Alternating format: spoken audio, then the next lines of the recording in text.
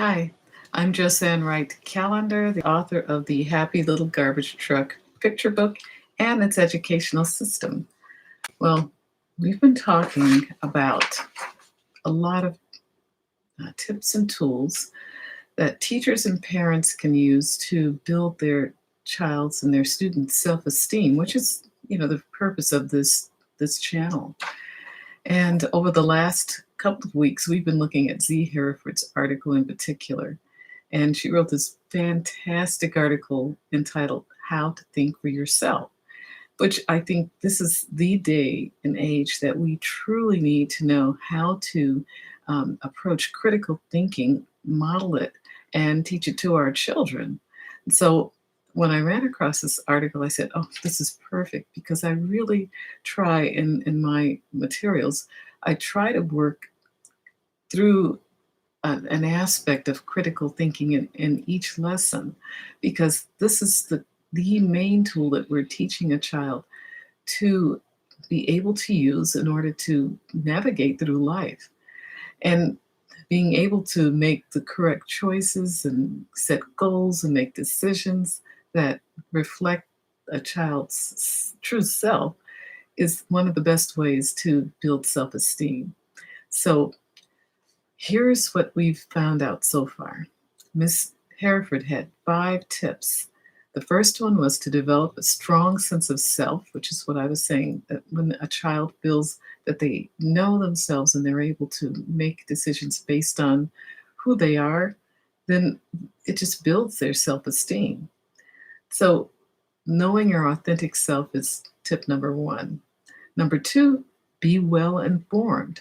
It's truly important these days because there are a lot of different sources of information.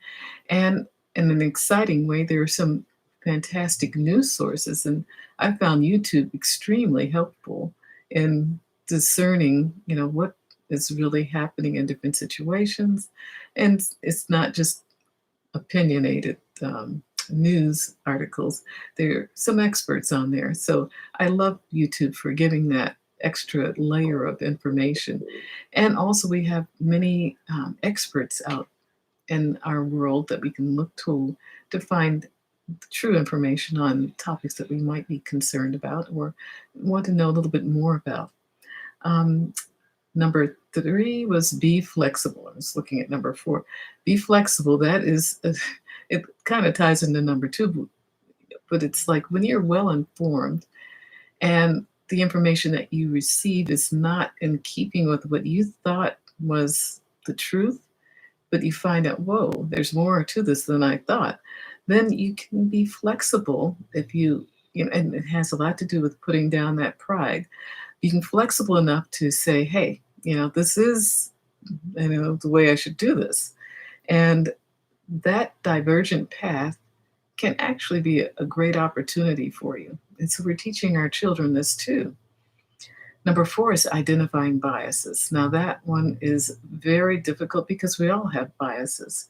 It's just kind of hard to find out what they are. And so we've been talking about different ways, and I'm going to come back to this particular topic because it's got a wealth of information that I didn't present, that I've been discovering as time goes on as I do my research. So we'll come back to identifying biases. But 5, I wanted to get onto this last topic or this last tip that she offered because it is really almost sometimes you could think of it as a landmine, but it's do not, she says, do not buckle under pressure, fear, or guilt.